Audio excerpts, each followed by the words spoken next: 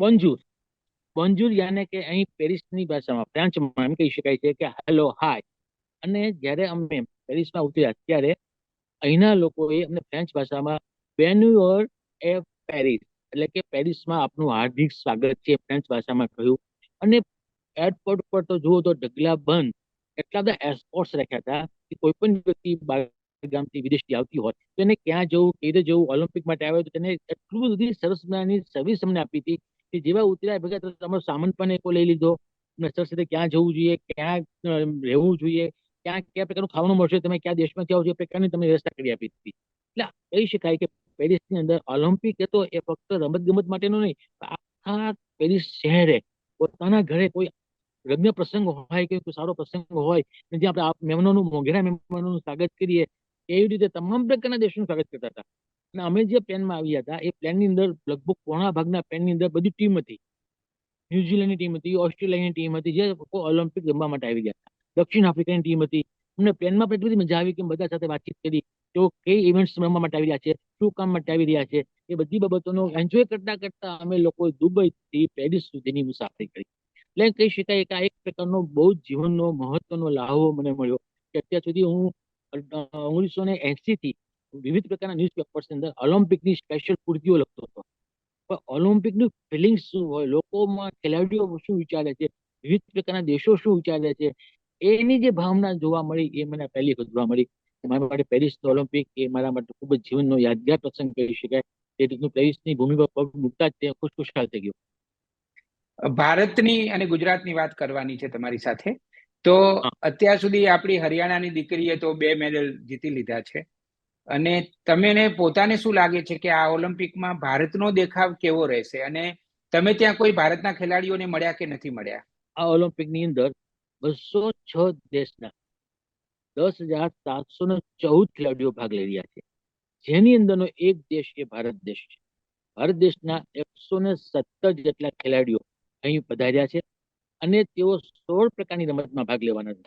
16 પ્રકારની રમતોમાં ભાગ લેવાના છે.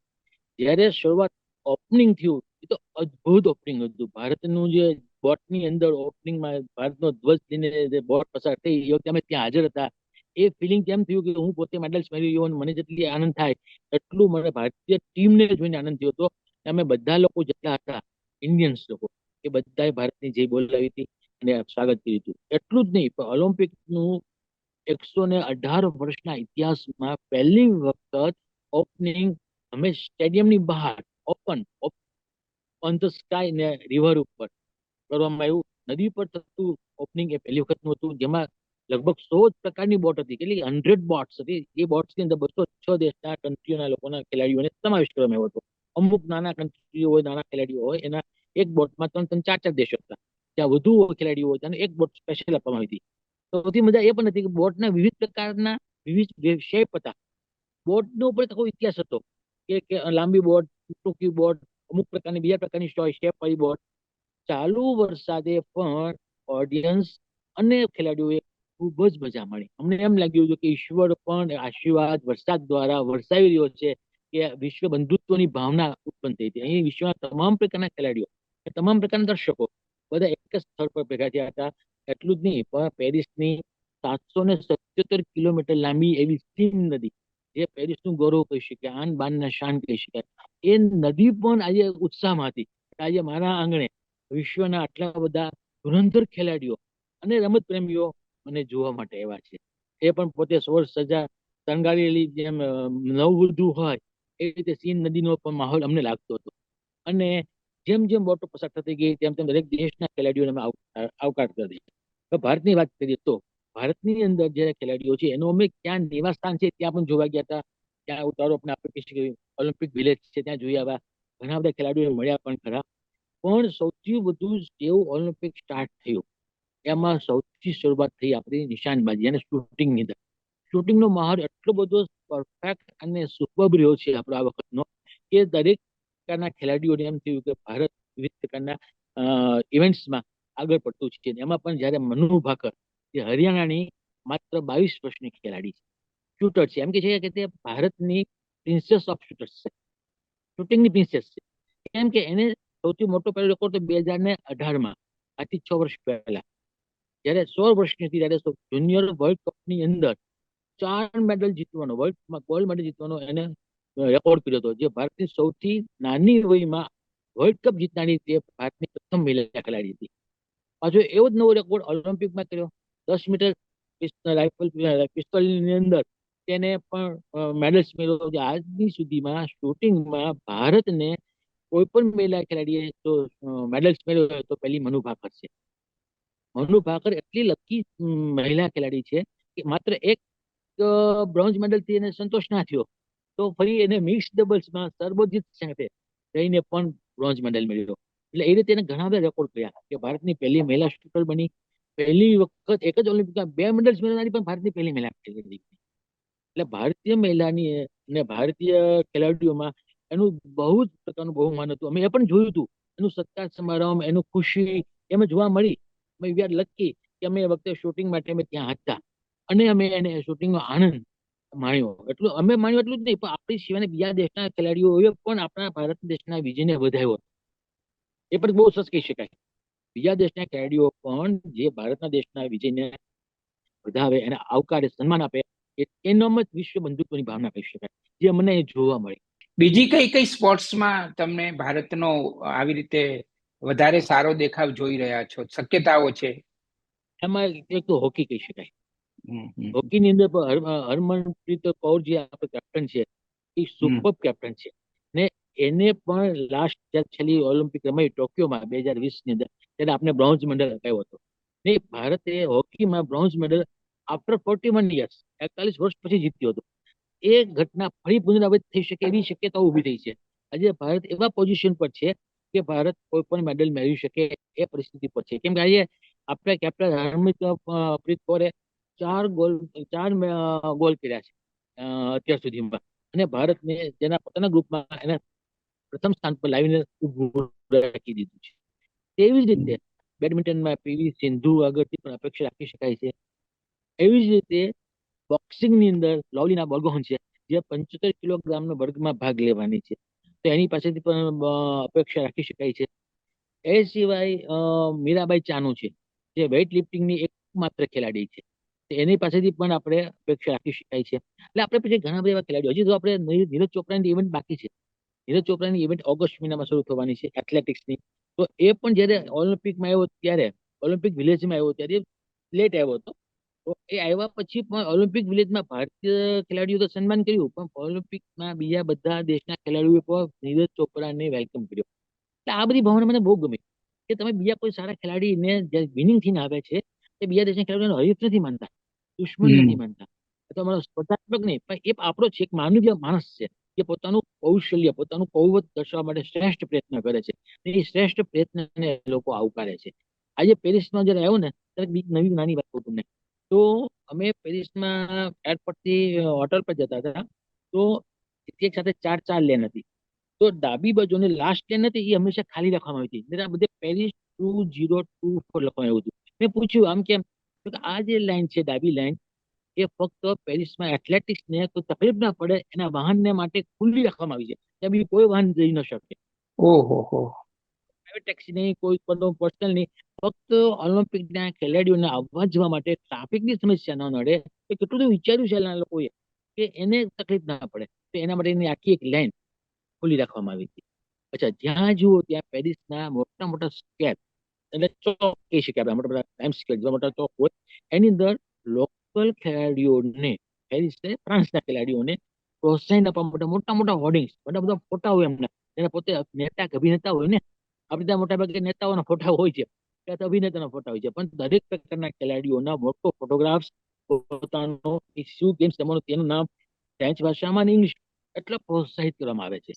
અચ્છા, જેટલા સ્ટ્રીટ ના લેમ્પ્સ હોય, થાંભલા કહી શકાય, લાઇટના થાંભલાઓ, દરેક થાંભલાઓ પર, દરેક સ્ટ્રીટ લાઇટ પર પેરિસ 2024 વેલકમ કરતા એવરી વેરી બોડી બેનર્સ, એટલા બધા લોકોને બનાવ્યું. તમને લાગે પેરિસ ને તમે આવો ને પેરિસ ભૂલી ગયા છો, પણ તમે ઓલિમ્પિક, તો આખું પેરિસ ને ઓલિમ્પિક વિલેજ બની ગયું. એટલું બધું કામ કર્યું હતું. ને સૌથી વધુ મહત્વની બાબત એ હતી, અમને સિક્યુરિટીની બહુ તકલીફ, અમે વિચારતા હતા ક્યાંય કદાચ પ્રોબ્લેમ થઈ શકે એવું હતું, એવું વાતાવરણ હતું. 50 મિનિટ અંદર 5 પોલીસની ગ્રુપ જોવા મળ્યું. જે 5 પોલીસની અંદર 4 મેન અને 1 ફિમેલ, એમ 5 પોલીસ દર 50 મીટરના અંતરે up to date with gun સાથે, એટલી સિક્યોરિટી. તો પોલીસનું કામ માત્ર ટ્રાફિક જાળવવાનું કે સિક્યોરિટી નહોતું, પણ અમને કઈ મુશ્કેલી પડી હોય એને પૂછવા જઈએ તો અમને આંગળી પકડીને છેક સુધી મૂકવા આવતી હતી. એટલું તો સચ કહી શકે પોલીસ પ્રત્યેની ભાવના આપણે ત્યાં જુદી છે. તો અહીં પોલીસ પ્રત્યેની ભાવના એવી હતી, એક માર્ગદર્શક હતા, તેઓ એક આપણે ગાઈડ તરીકે કામ કરતા હતા. તમે કોઈ પણ ભાષામાં બોલો તો એ ભાષાનું ટ્રાન્સલેટ કરવા વાળા વ્યક્તિઓ પણ નથી. તો ઓહો, ગુજરાતી ભાષામાં કેટલું બોલો સરસ. ને તો પણ એ ટ્રાન્સલેટેડ ફ્રેન્ચમાં કરીને એ લોકો સમજી જતા હતા શું હું કહેવા માંગુ છું ને મને શું જવાબ આપવો જોઈએ પણ મેં કહેતા હતા. આટલી બધી સગવડતાઓ, આટલી બધી સરળતાઓ ઊભી કરવી એ બહુ જ અઘરી વસ્તુ છે. ખૂબ ડીપલી વિચાર્યું છે. લોકોએ એવું વિચાર્યું હતું પેરિસમાં જે વિશ્વના તમામ ભાષાના લોકો આવશે તો એને તકલીફ, મુખ્ય વસ્તુ છે કોઈને તકલીફ ન પડવી જોઈએ, વાહ એકદમ વાહ, ઈઝી કેટલું સારું છે. એવી જ દરેક મેટ્રો ટ્રેન, બસ, ટ્રામ, એટલી બધી વ્યવસ્થાઓ કરેલી રાખી છે કે તમે થઈ ઉભા રહ્યો અને કશી ખબર ના પડતી હોય તો ત્યાં મેટ્રો સ્ટેશનમાં અમે ગયા હતા, ખબર નહોતી પડતી તો ત્યાં પણ ઓલિમ્પિકના આ બધા કહી શકાય વોલેન્ટિયર્સ ઉભા હતા, બધું અમારી પાસેથી લઈને અપ ટુ ડેટ કરી આપ્યું અને ઓહો. બેસાડા સુધી તમને કોઈ એમ ન થાય કે જ્યાં દેશમાં આવું છું ભાષાના પ્રોબ્લેમ છે તો હું ક્યાં જઈશ, કોક મને લૂંટી જશે કે મને કંઈક કરી જશે, અમને એવું કશું લાગ્યું નહીં. અને બહુ તમે જુઓ સારું તો કહેવાય. ત્યાં તો પેરિસ સિટી છે. તમારું આ બધું વર્ણન સાંભળીને એટલો બધો આનંદ થઈ રહ્યો છે, એમ મન થાય છે કે આવું આપણે પણ ત્યાં જઈએ. અને તમને સાંભળીને તો જાણે કે અમે પણ તમારી સાથે પેરિસમાં હોઈએ એવું લાગે છે. પ્રદીપભાઈ, 2036માં ભારત ઓલિમ્પિકનું યજમાન બને અને આપણું અમદાવાદમાં પણ અત્યારથી એની થોડી તૈયારીઓ પણ કરવા, તો આપણે કઈ તમે તો આ બધું સગી આંખે જોઈ રહ્યા છો, અનુભવી રહ્યા છો, તો હજી તો જો કે 11 વર્ષની વાર છે, પણ તમારી દ્રષ્ટિએ કઈ વધારે કાળજી રાખવી જોઈએ એ જરા અમને જણાવશો? જયારે ઓલિમ્પિક વિચાર કરી રહ્યા છીએ ત્યારે આપણે એક વિષય વિચારવું જોઈએ કે આપણે આખા વિશ્વના લગભગ ઓછામાં ઓછા 15 થી 17 હજાર ખેલાડીઓને આપણે ત્યાં આંગણામાં પધારવા માટેની વ્યવસ્થા કરવી પડે. તો એના માટે થઈને ફક્ત સરકાર જ કરે એવું નથી હોતું, પણ અમદાવાદ કે ગુજરાતમાં જો થવાનું હોય કે ઇન્ડિયામાં થવાનું હોય, જે પણ પ્લેસ નક્કી કરવામાં આવે એ પ્લેસના દરેક ઘરની વ્યક્તિ એમ વિચારવું જોઈએ કે આજે મારે ઘરે મહેમાન આવી રહ્યો છે, મારે આજે ઓહો. મદદ કરવાની છે. કોઈ પણ દેશ આજે તમે જો અહીંયા પેરિસમાં કોઈ પણ જગ્યાએ જાવ ને તો લોકો મને હમ ઘરમાં એન્ટ્રી આપે છે. અચ્છા, ત્યાંનું જે સ્પેશિયલ ખાવા પીવાનું હોય ને એની ભોજન એમને ચખાડે છે. આજે બધી વસ્તુ જુઓ તો કેટલું બધું પ્રોફેશનલ થઈ ગયું છે. પાણીનો કપ લેવો હોય તો પૈસા આપવા પડે છે, યુરો આપવો પડે છે. એ યુરોનો ભાવ 92 રૂપીસ છે. બરાબર, હમ પણ અહીંયા અત્યારે એ ભાવના નથી. એટલે ટૂંકમાં આપણે ત્યાં પણ ઇન્ડિયામાં આપણે વિચારતા હોઈએ 2026 ની અંદર આપણે કરી શકીએ એમ છીએ. આપણે ત્યાં નેશનલ ગેમ્સ પણ થઈ, આપણે એશિયાડ પણ કરી શકીએ છીએ, કોમનવેલ્થ પણ થઈ હતી 2010 ની અંદર દિલ્હીમાં. તો આપણી હમ પાસે પાવરફુલ છીએ, હમ ઇન્ફ્રાસ્ટ્રક્ચર આપણે વિકસાવવું પડે ને એની સાથે સાથે ખાસ તો લોકોની માનસિકતા વિકસાવવી પડે હા, કે એ વધારે મહત્વનું છે. બધું મહત્વ. આજે દરેકને ઘરે એમ લાગવું જોઈએ કે અહીંયા દરેક વ્યક્તિને એવું લાગે છે કે આજે મારે ઘરે પ્રસંગ છે. આજે કોઈ પણ વ્યક્તિ કોઈ પણ દેશનો હોય પણ તમે એક ઓલિમ્પિક માટે આવ્યો છો તો તમને એ પોતે આવકારે છે, એના માટે જોતી પ્રકારની વ્યવસ્થા કરી આપે છે. એટલે પોતાને ઘરે ન રાખતા નહીં, પણ નજીકમાં કઈ હોટલ છે ત્યાં ખાવાનું સારું મળશે, તમે થાઈ છો તો થાઈ ખાવાનું ત્યાં મળે, ગુજરાતી ખાવાનું મળે, એ તમને માર્ગદર્શન આપી શકે છે. તો આપણે પણ એ પ્રકારના સૌથી પહેલા તો આપણે માનસિકતા કહેવી પડે દરેક વ્યક્તિએ કે આજે મારે ઘરે પ્રસંગ છે, આવડો મોટો વર્લ્ડનો મોટો રમત ઓલિમ્પિક રમત કે જેની અંદર વિશ્વના તમામ નાના દેશથી માંડીને મોટા દેશો બધા ભાગ લેતા હોય છે. તો એ બધા દેશોને આવકારવા માટે ખેલાડીઓને પોતાની વ્યક્તિ અપનાપન હોવું જોઈએ, તો એ બધું સક્સેસ થઈ શકે. બીજું શું છે કે આ પ્રકારની ટ્રાફિક વ્યવસ્થા બહુ મહત્વની, ટ્રાફિક અને સુરક્ષા. આજે થોડુંક પુઅર કનેક્શન આ મળી થોડો રહ્યું ઘણો છે. નેટનો પ્રોબ્લેમ હોય. હા, પણ તમે અમારી સાથે જોડાયા એનો ખૂબ ખૂબ આનંદ છે. અને અમને ગૌરવ પણ છે કે અમારો એક ગુજરાતી પરિવાર ત્યાં આવી રીતે ઓલિમ્પિકને માણી રહ્યો છે.